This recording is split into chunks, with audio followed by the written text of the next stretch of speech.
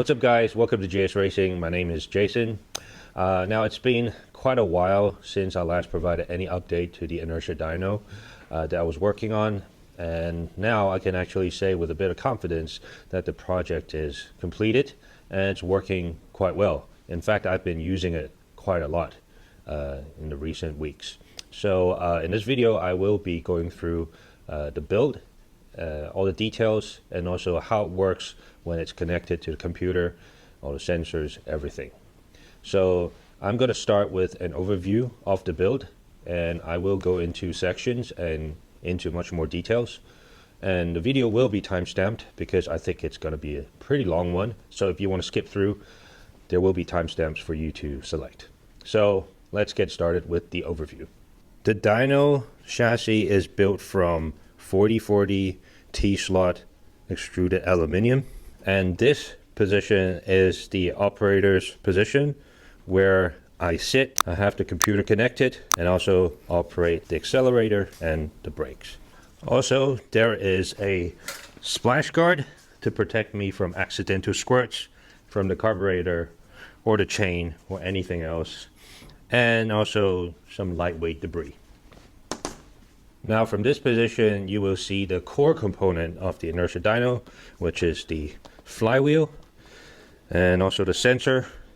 And also in the background you will also see that there is a exhaust bracket which allows me to secure all sorts of different exhaust systems, and also a suction tube to suck away the exhaust gases. Now to drive the flywheel I have a rather large sprocket. This is a 91 teeth sprocket.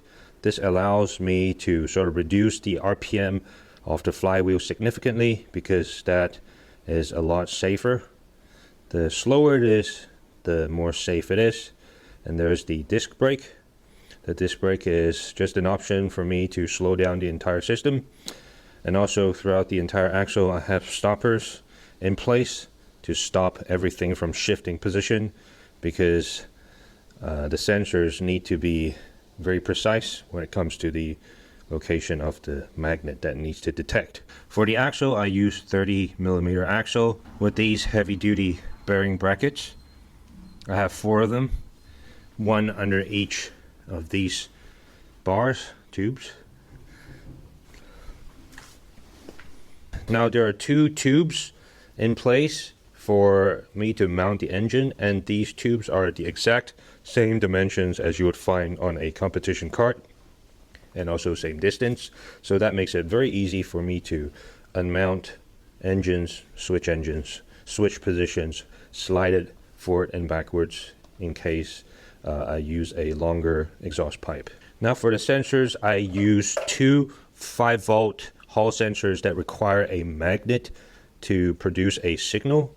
So every time a magnet passes through, it will detect a signal, and this is the most accurate method I've found so far, and I'll explain in a later section. Now the fuel tank is installed below the engine. There are 2 reasons for that. One is so that it doesn't obstruct the rail, so that I can actually have more room to sort of adjust the position of the engine, and also I can actually test out the fuel pump on the engine and also the suction power of the engine. So having the fuel tank down there actually helps me assess that as well. Now this little tube that I've installed is not for pouring in fuel, because I would just uncap that to do that. This is actually so that I can use compressed air, punch it in, and then the fuel would immediately fill the entire system. So that is in case when I like switch to a different engine and I want to start it immediately, that actually helps me a lot as well. Now the blue box you see there is the processing unit, so that connects to the computer, and also 2 sensors, both of which are hall sensors. One is for the flywheel and one is for the engine.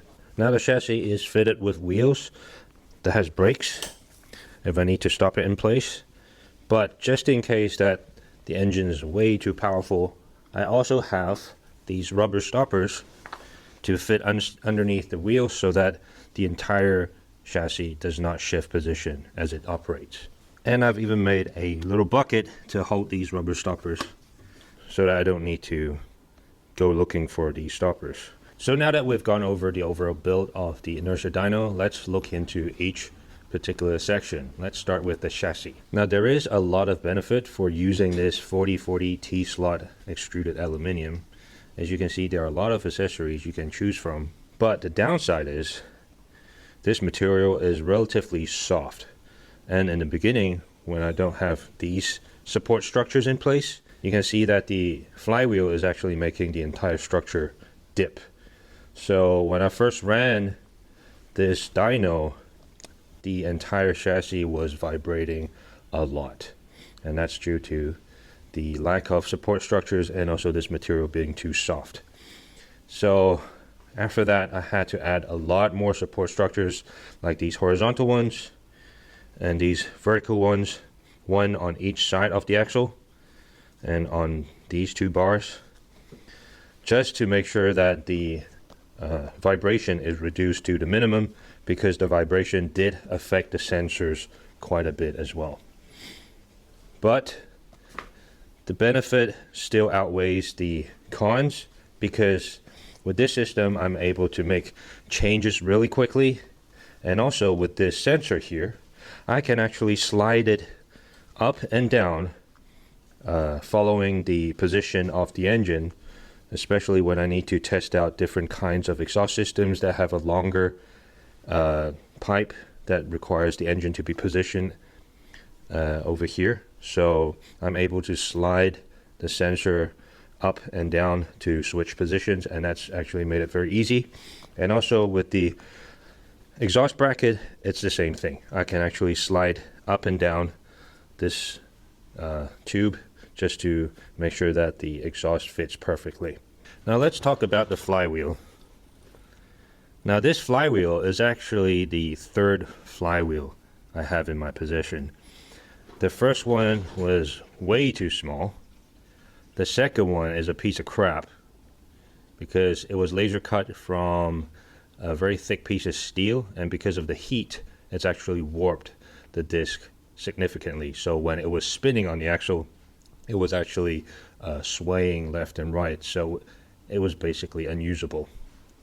Anyhow, so you can see that this third flywheel has a beautiful finish, and it's actually made of iron. So the outer layer is coated with some sort of oxide or some sort of protection. The factory didn't really share that information with me, but this disc was machined perfectly, very precise, so it fitted on the axle perfectly. Now for the specification of the flywheel, mine is 2.5 centimeters thick, 64.5 centimeters in diameter, and 64 kilograms. So that would be about an inch thick, about 24 inches in diameter, and about 135 pounds. Now these numbers I got from TDK Motorsport, so I'm going to share that website with you guys. These guys have built their own Inertia Dyno, and I just went straight for their specification, and it has worked perfectly. Now as I was showing you the flywheel, you must have noticed this black patch here. This black patch is the magnet for the Hall sensor. It's very important because without this magnet, the Hall sensor will not receive a signal for the processing unit. But the reason why I'm fixing it like that is because first, the flywheel does not spin fast enough for the magnet to fly off, so it's no danger to that. The maximum RPM of the flywheel, even if you put it at like 9,000 RPM, like for the engine, the flywheel will only be doing about 1,500, 1,600, so there's no risk of the magnet flying off. The way I fixed the magnet was, obviously it's magnetic, so it just stick to the flywheel itself, but I also added super glue and a couple of layers of duct tape, and that has served me quite well. The second reason why I'm doing it like this is because I don't want to weld, I don't want to drill, I don't want to cut into the flywheel, which may potentially create a point of weakness for the flywheel to break from. So when your flywheel is spinning, any weakness in any area of the flywheel can potentially become the start of something much worse. So that's why I did it like this. Now another very important consideration, and I'm still working on, is actually a shield to cover over the flywheel Now you can see that there's a tube here that actually serves as a rail for the sensor arm to move up and down. So that's actually blocking the way to a shield. So I'm still trying to work out how I'm able to cover it, but it's very important that you do cover, and that's something also very much stressed by the TDK guys, because, you know, in the event that the flywheel decides to disintegrate, and when it's spinning at very high RPM, the debris will shoot in all directions, and with such heavy material, it can be extremely dangerous. So I'm still trying to find out a good way to create a shield around the flywheel to protect me from that potential disaster. But so far I'm testing very low powered engines, so the flywheel is actually spinning very, very slowly. So that's not a very big risk for me at the moment. Now, speaking of RPM, as I mentioned in the overview, this sprocket is a 91 teeth sprocket. The front sprocket is 16. So that actually gives me a gear ratio of about 5.6875. That will reduce the RPM quite significantly. So like I mentioned, even if the engine's doing about 9,000 RPM, the flywheel will maximum do about 1,600, which is actually very safe. So make sure, if you want to build your own Inertia Dyno, that you have a very big sprocket to reduce the RPM of the flywheel. Doesn't matter how fast the flywheel is spinning at, as long as you have the correct information in the software, it will make the calculation correctly. And also the software looks at how quick the flywheel is accelerated, not how fast it is spinning. So it's actually to do with the acceleration to work out the torque and thus the horsepower. Now, in a previous shot, I actually showed you this little thing. Now, this, although it looks like a very crude solution, it's actually working very well for me, because this little arm that I've welded to this washer, which has also been welded to this screw, will provide the exact RPM of the engine, because it's connected directly to the crankshaft. And it's actually quite safe, because the Hall sensor has a detection distance of up to 2 centimeters. So this will not hit the sensor at all, and it's actually very, very accurate as well. So that is my solution to get the RPM off the engine. Now that actually brings me to sensors. Now the sensors is actually where I spent the most time figuring out the best solutions. Now, if you see all these sensors, okay, all these are shielded cables. They all look the same, but they're actually very different sensors. Actually, they look exactly the same, but I assure you, they are very different. The first type of Hall sensor that I showed in the first video was a 12 volt, but because the Ardyno shield takes 5 volt sensors, in the beginning when I was using 12 volt, I was getting a lot of false readings. And then I moved on to a different kind of 5 volt sensors, which look like this. Don't know if you can see it here. Now, the front of this sensor is actually supposed to look like these. It's supposed to be a layer of plastic protecting it.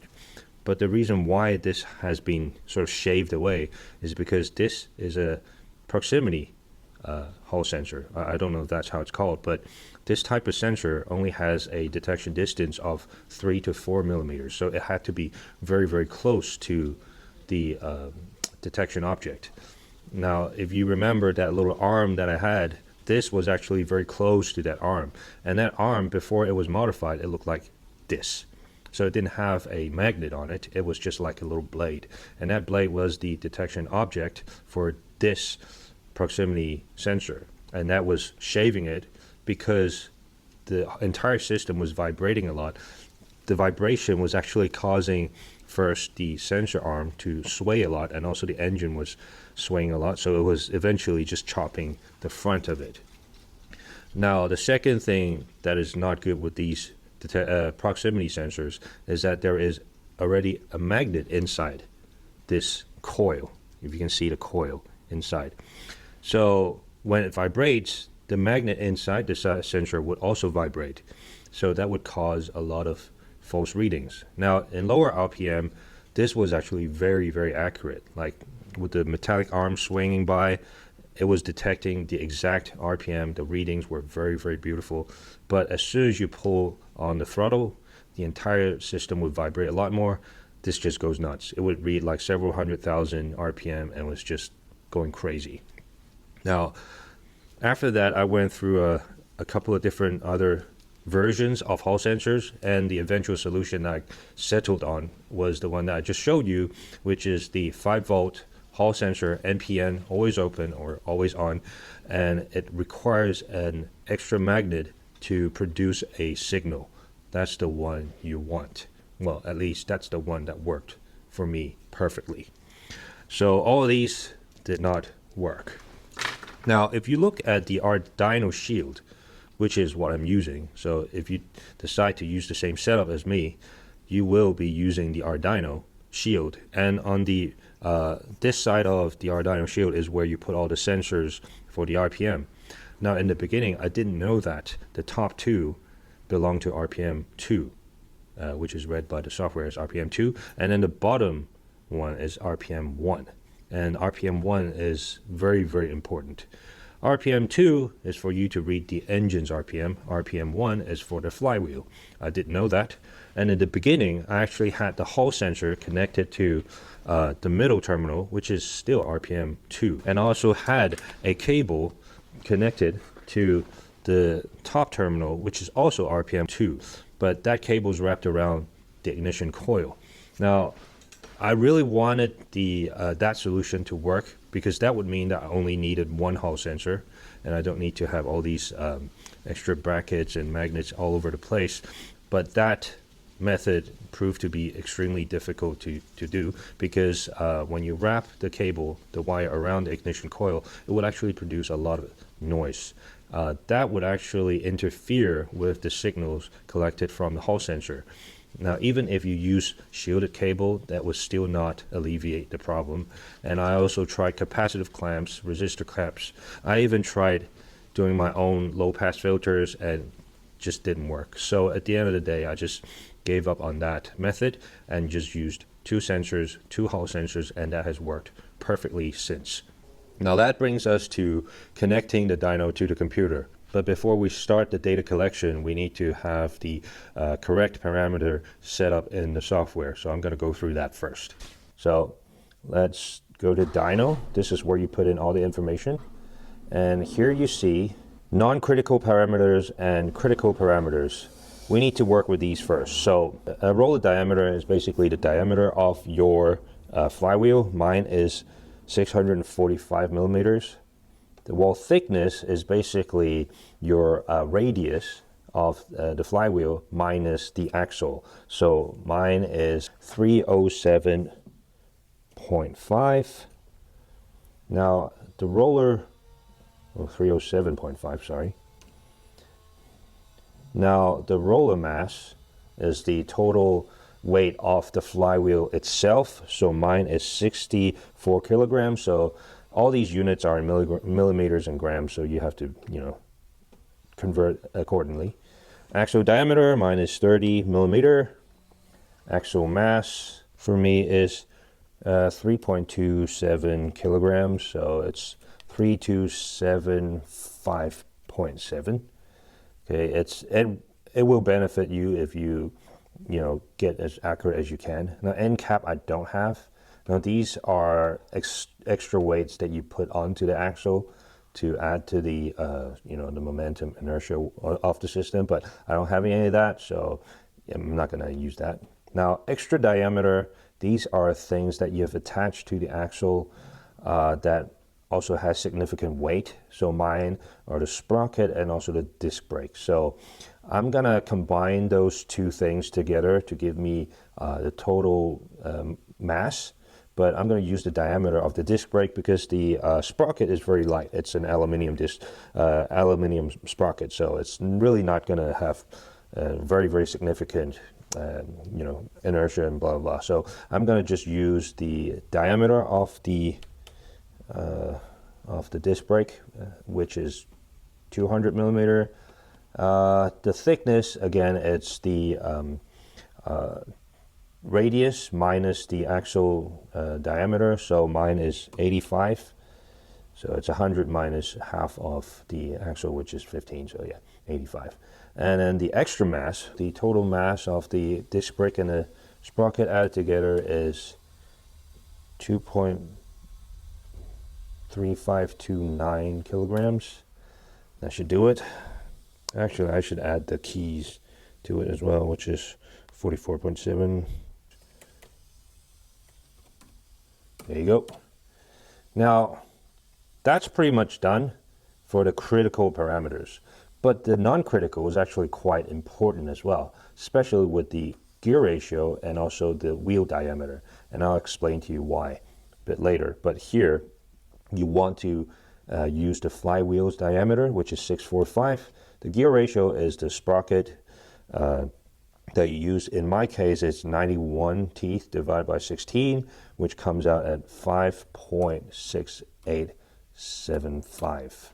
Okay, so you need to make sure that yours are input correctly as well, and that will give you the correct information. Now, I'll show you real quick just why that is important for the non-critical parameters.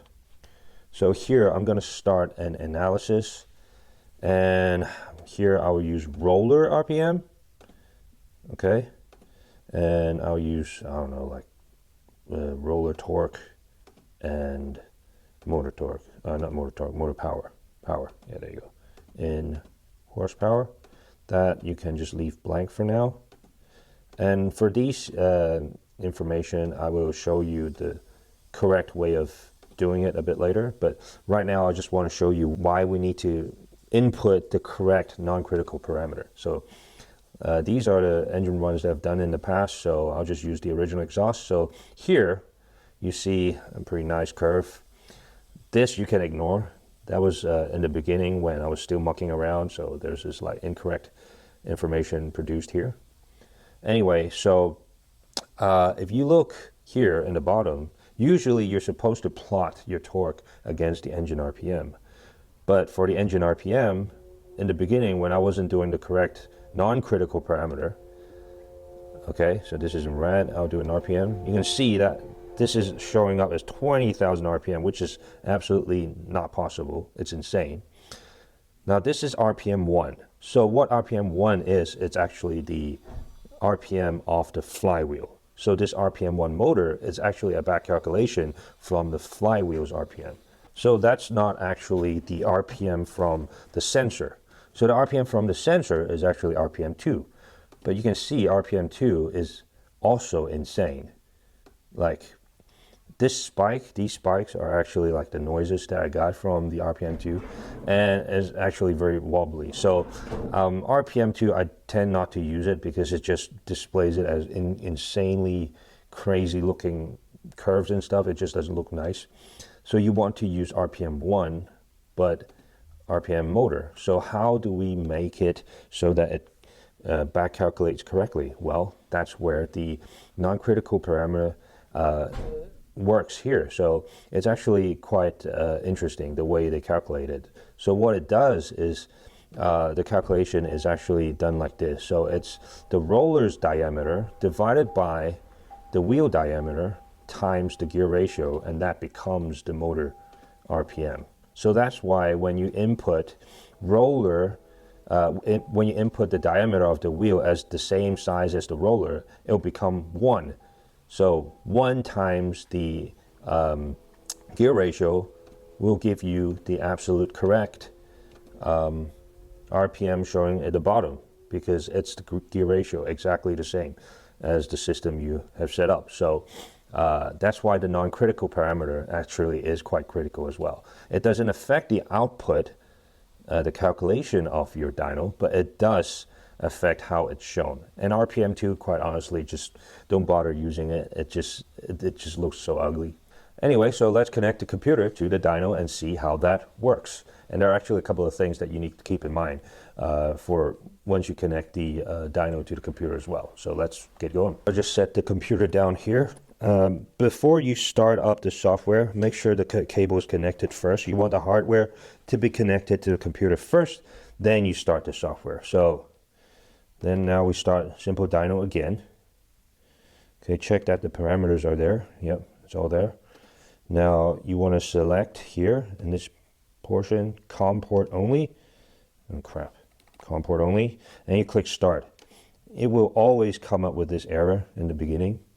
Don't worry about it. Just click OK, and then you click start again, and it should start up the second time. Once this is flashing blue, it just means that the sensors are now starting to collect data. Okay, so if I move the flywheel a little bit, you will see that there should be things reading on the dyno. Yep, there it is. So how you want to adjust your displays here, it's completely up to you. I like to see these numbers as the dyno is running, but yeah, it's up to you. These are all customizable. So before you start any run though, make sure that you have the correction here. Use coast down and roller plus drivetrain selected. Okay, that will ensure that the reading and all the data collection will include the coast down of the engine. So once all that is set up, start a power run. You just name a file, whatever, just do a test. Once you start a new file, this will be red. Once it starts reading, like the system starts reading a bunch of data, this will turn green and it will start recording. It will only stop recording when it reaches either 50,000 points of data or when RPM 1, which is the roller, completely stops. At least that's for me. Okay, this run start add will actually help you stop the data collection at a given RPM that you want. But honestly, I have never gotten it to work, so I just leave it at 0. So for me, it's really just having the roller stop completely, and then it'll stop the data collection. So I'll just mock a power run here. I'll just push it, make it run, collect some data. I'm not gonna run the thing. I just want to show you guys how it looks like. And now completely stops. Oh crap, I think I have to run it a lot quicker. See it turned green? But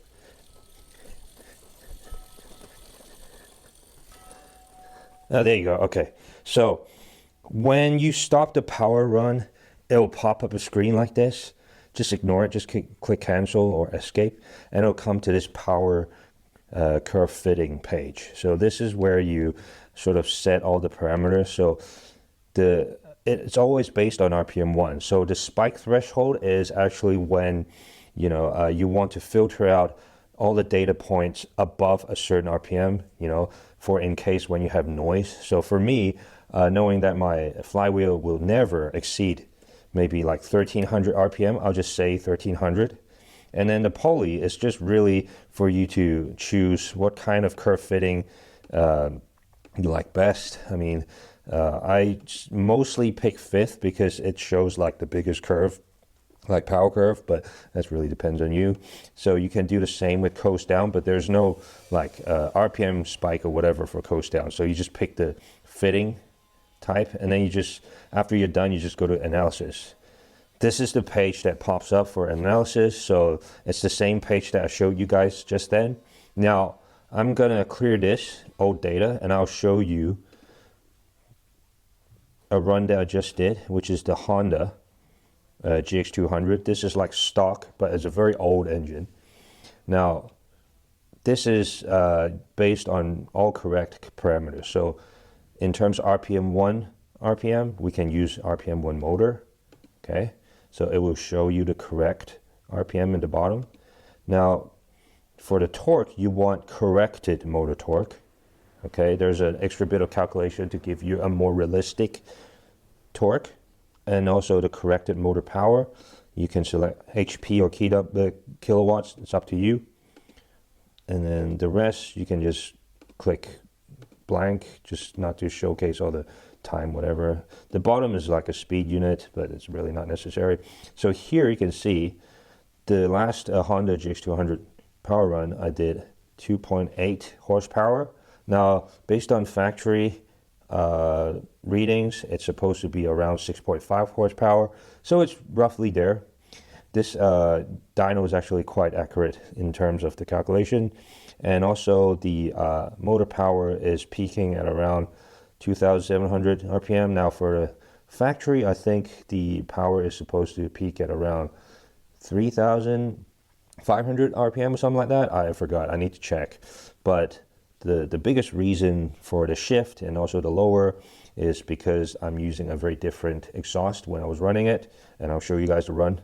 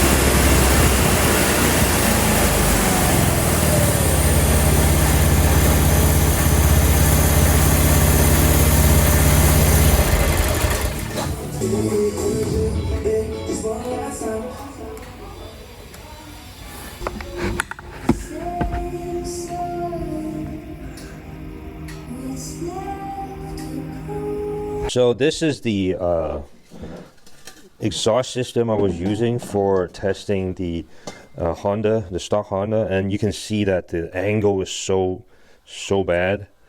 The pipe is really narrow, and also there's like this 290 degrees, and it's like very long, it's very narrow, so it's really affected the power curve quite a bit. The exhaust is very narrow at the end as well, so yeah, I mean, this has really skewed the result of the power run for the stock Honda, but at least it's given us a very good benchmark because we already know what a stock Honda can do. It's around 6.5 horsepower, so a 6.28 is actually, it's not too far off from the factory claim. So that's it for this video. It was really fun building this dyno, and it has definitely helped us understand our engines a lot more because we're now able to quantify all the changes. So when we make a change to the exhaust system, to the camshaft, or whatever that we make changes to, we're now able to see how it affects the performance of the engine. So in a previous video, when I did the porting and also the three-angle valve job, a lot of people were saying that, you know, what I did would not have made significant changes. But when we did the dyno, it actually gave us an extra 1.3 horsepower, which we were quite happy with. So, you know, even though we are not very professional in terms of engine building, but all those little changes really add up to quite significant gain. So for us, this has been a very useful tool, definitely. Now, is it able to compare to all those professional dynos on the market? I think not, because this, at the end of the day, is homemade, and there are a lot of flaws still in the system, and I wouldn't say it's the most accurate. But as you guys saw, you know, we did a sort of a Honda GX200 run, and it sort of gave us a very similar horsepower reading to what was claimed by the Honda factory. So we're okay with the accuracy. So I mean, if you guys are looking to build your own inertia dyno, I think this Arduino board, Hall sensor, and also SimpleDyno solution is usable. You know, it's worth considering. So yeah. But at the end of the day, this has been a really great tool for us. We're able to understand a lot more of basically everything about engine building. So yeah, it's been a very fun project for me, and I will be using this to test out a lot more things in the near future. So anyway, that's it for this video. If you guys got any suggestions for me, changes or criticisms, leave them down in the comments. I always welcome those comments. So anyway, that's it for now. I'll see you guys in the next video. Peace.